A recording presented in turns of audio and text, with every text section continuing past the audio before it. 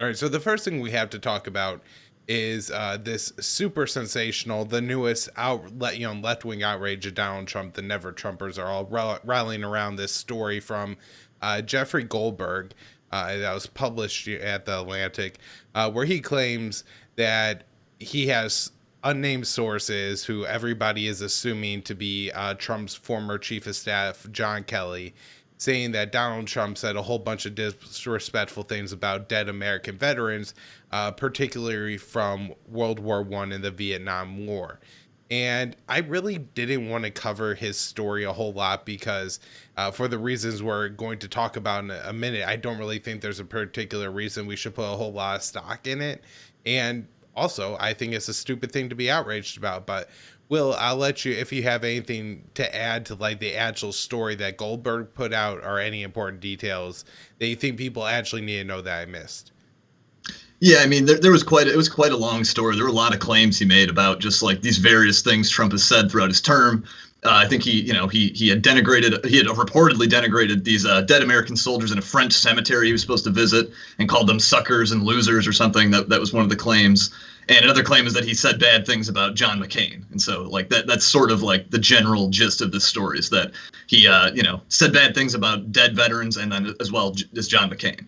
Right. So yeah, and so this it definitely isn't the kind of thing that we usually cover, but the reaction to it has been astounding. But I guess before we get to the reaction, I want to look at this Glenn Greenwald article for just a minute, because I think he made some really important points in here just about what happened in this story and how overall it relates to kind of the problem that we have with fake news and in journalism. And what happens is, they put out this story with super sensational claims in an unnamed source, right? So, again, nobody knows exactly who Jeffrey Goldberg's source is, but people assume that it is John John Kelly. Kelly. Although, and then even Greenwald points out here, there's actually two other people who would have been present at least at one of these events, and those being Sarah Huckabee Sanders and John Bolton, and they both deny that this is accurate. So even though there's two people going on record saying that it's not accurate, they still apparently outweigh that with these unnamed sources. The other thing I think worth mentioning, because Sarah Huckabee Sanders and John Bolton, I don't think are necessarily Trump allies. Now, some other statement, I don't know if it was through the Goldberg piece or something else that came out, but this might have actually been the Michael Cohen book. Where they're claiming that that Kim Jong-un at a summit was like making eyes or like winked at Sarah Huckabee Sanders, like, obviously trying to like hit on her and be like, hey girl, I'm interested. And so after that, apparently the report is that Trump said to Sarah Huckabee Sanders, like, we're going to send you over there to take one for the team. Now, like, obviously in the Me Too era, this is an extremely inappropriate joke, although you have to imagine that this is how Donald Trump, operates in the workplace. So not all that surprising. The other thing, so again, just to point out that I don't think these are two people who are actually going to go out of their ways necessarily to defend Trump on something if they don't have to. And so them coming out and saying no to this makes me think that, that's a pretty big hole in the whole plot here. The other thing that, Greenwald points out is that, the real problem is that then other media sources will also confirm this story with unnamed sources. And so it's, very interesting now that you've had, I think, Fox News and the AP come out in this case and also have unnamed sources. How do we know that they're not the same unnamed source? Because that certainly wouldn't confirm it, right? Well, if the, same, unnamed person points something out. So, I know that you're a little bit more of a writer than I am, and you went to journalism school and everything. I just wanted to ask you, like, on the standard here, like, how can like somebody with an unnamed source confirm something with another unnamed source? And just, is this just really sloppy journalism, as Greenwald is pointing out here? Yeah, I mean, I absolutely agree that like the term confirm should not be used if you're still talking about unnamed. Like you might say corroborate or something that like, oh yeah, that was corroborated by another unnamed source, but you would not say that's confirmed. Typically, you reserve confirmed for something that's on the record. And yeah, Jeffrey Goldberg, he cites, I think, several different like aides and officials, but literally none of them are willing to go on the record with any of this. Which is, I think, a little bit cowardly, to be hurling these kind of allegations and to I don't know to just let the Atlantic magazine, launder them for you without putting your name on them. Right. And this isn't a case, at least as far as I could tell, where they're actually concerned about facing like criminal indictment or something like that. No. Where if you had like Snowden or Chelsea Manning who wanted to try to remain anonymous and leak without, giving out personal details and stuff like that, you could understand it because, Chelsea Manning's been through all kinds of torture and Snowden's exiled to Russia. Right. So that kind of made sense. But I think Greenwald points out here, the worst thing that Trump could have possibly done to any of these people is send out a mean tweet about them. And so from a journalist standpoint, like if somebody's not willing to use their name for something that is essentially gossip, do you have an obligation then not to run that story or to like very, very clearly point out that this really belongs at TMZ and not the Atlantic? Yeah, yeah. I mean, I don't think the Atlantic should have run this. Like, I think they should have like at least had one person on the record. And I mean, like they do cite something that is on the record. They do cite Trump's previous like denigration of John McCain, something about, oh, he's not a war hero. I prefer people who are not captured. Trump did say that on record. Like he did, I think back in like 2015 when he was still running initially before he was even elected. And so there's some stuff that I guess I don't really doubt in this, but like, yeah, if you don't have a single name source to go on the record to confirm any of this, then no, I don't think you should run a story like this at all. Like you should at least have somebody who's willing to, put their name by this. Right. I thought that Greenwald maybe overstated it in the piece a little bit, but he did say like, hey, it's not like out of completely where Donald Trump is to say something like this. Right. It's not crazy that he would have said something at least along these lines. I don't know about the exact quotes they put out there because they're so sensational. But if that was like, what John Kelly, a veteran, took of what Trump said dismissively about a veteran, then that I guess would completely surprise me. However, as you point out, there's no reason that we should even be discussing this or that it should even have, been run at all in the first place. So now I want to talk about the reaction to this a little bit because I think this is where it gets really important, where everybody says that this is the kind of thing that disqualifies Donald Trump to be president, including the Libertarian Party, who said, yes, of course, Donald Trump said it, and of course he'll deny it. After 4 years, it shouldn't be shocking anymore. This is what the GOP has become. Hashtag Trump hates our military. And so basically they take this angle that really promotes militarism. It's, I guess, a little bit less shocking to me that the Biden campaign and that the liberals are doing it. But, I'm seeing a lot of even progressives fall for this, and that, now that Donald Trump's hating on the military, everybody, just rallies around to them like it's 9/11 or something, is like, oh, we have to pat all these people on the back and, this is the worst thing that's ever happened. We're talking about people in Vietnam and World War one in particular, where these are wars the U.S. didn't even have to fight. The biggest insult to any of these soldiers was, Kennedy, LBJ, or Nixon wasting their lives in Vietnam, or Woodrow Wilson wasting their life, or, them getting the Spanish flu and dying in World War One. So, that's a real problem for me. And Dave Smith, as always, just does a great job on Twitter of pointing out the problem here, and says, imagine representing libertarians and being offended that rumor has it Trump is criticized of all institutions, the U.S. military. Oh no. So it's such a good point that Dave's making it, and such a failure on the part of the Libertarian Party. Well, I know you were pretty shocked by this yourself, so I was hoping to get your reaction here.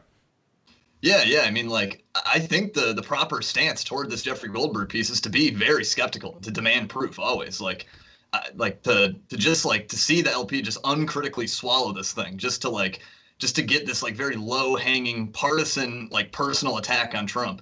I find it kind of disgusting. It's ridiculous. Like, had they made the point they're making and said, oh, the GOP hates the military or something, and then maybe tied it in with some kind of like libertarian argument about how that's why we support ending the wars or something, I could maybe have let it slide. That like, all right, like I don't see why they have to take it to this weird partisan like personal thing on Trump. Like, but had they tied in some argument, I might have let it slide.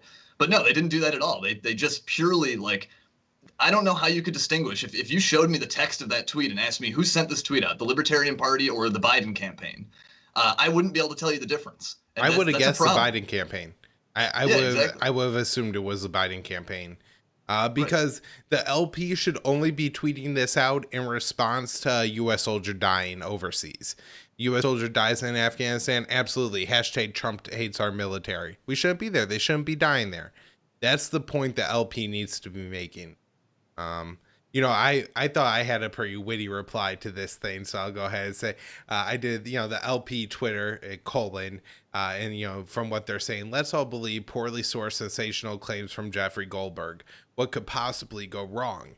And so, to go back and Glenn Greenwald and Michael Tracy do a great job of pointing this out. Where they basically say that, Jeffrey Goldberg is also a sensational liar who published the claims that Saddam Hussein was linked to Al-Qaeda and involved in 9/11. And that was, such a huge part of the argument to go to war in Iraq was linking Saddam Hussein to 9/11 and Al-Qaeda. And Greenwald goes on to point this out, that a huge number of Americans cited that as a major reason. People were really skeptical about going to Iraq, feeling like, Bush was just trying to finish off his father's thing, that it was like a personal grudge. There's arguments around oil, and they claim WMD all day. But at the end of the day, it was, they could give that WMD to terrorists, and what Saddam had already helped them. And then Michael Tracy points out that, it was like this laundering through Dick Cheney, where, on Meet the Press, Dick Cheney was asked about Goldberg's article linking Saddam Hussein to Al-Qaeda. And Cheney's like, oh, it's a devastating article. Thought it was really important and powerful. And this is a guy that was critical to lying the nation into Iraq, and the LP is just swallowing what he says. It's unbelievable. Everything that somebody like him, John Bolton, Bill Kristol, can you imagine the LP retweeting something that Bill Kristol tweeted out? But like, that's like the ballpark of where they're at right now. Yeah. Yeah, absolutely. That is like sort of the, they might as well be tweeting out a Bill Kristol tweet. Like, I don't know. It's like, can you believe how mean and terrible Donald Trump is? It's just like, if you can't distinguish it from the MSNBC, CNN, like Democrat orbit, like I think the LP is doing something wrong. I think their purpose is to sort of like sell our ideas and to differentiate us from the two major parties. Like they could have taken this and made it like a very, easy message out of it. They could have said something like, like we don't always believe unverified hit pieces in the media, but the worst disrespect to our soldiers is sending them off to die in pointless wars, in criminal wars that have been backed by the both parties for decades. They could have turned that into a great argument against the, the fake ass media, both the two party system and the bipartisan foreign policy. And instead what they did, they tried to do their best imitation of a Democrat. Like I just find that to be like, it's disgraceful. The LP should not be messaging like that, in my opinion. Right. Well, I know this isn't even the biggest flat that the LP Twitter account has caught recently, after they were like kind of jumping in and dunking on Rand Paul after he was surrounded and, screamed at with his wife, outside of an event. Also demanding, that Rand Paul say the name of Breonna Taylor when he authored the Breonna Taylor Act. Like, there are plenty of congressmen. Like, you should like be going to your Democratic senator and going like, hey, look, this Republican authored the Breonna Taylor Act to end no-knock raids. Why the hell haven't you signed on board to this yet? And or like shame Rand Paul on something that you could shame Rand Paul on. But it just shows that these people are like just a know-nothing mob. And, I actually went through and watched some of that video, and the mob was like making threats like, say her name or we'll kill you. And so, he was at least in a position that if they decided to do that, there really wasn't anything he could do about it. And so to mock a man in that position from the LP Twitter account was pretty bad. But apparently whoever sent out that tweet got fired for it. I don't know if that was the same person that sent out this one, but man, isn't that a sad state of things, Will, when the LP Twitter account can't even just like look at war as the first problem? This is something that I've seen a lot of people point out, is that it seems like they're very determined to just pick on Donald Trump. And look, I'm fine with every negative thing that they put out about Donald Trump, as long as it's not proclaiming to believe what Jeffrey Goldberg says when he has just unnamed sources. Right. But at the same time, like, then put out an equal number of tweets about Joe Biden. He's the front runner.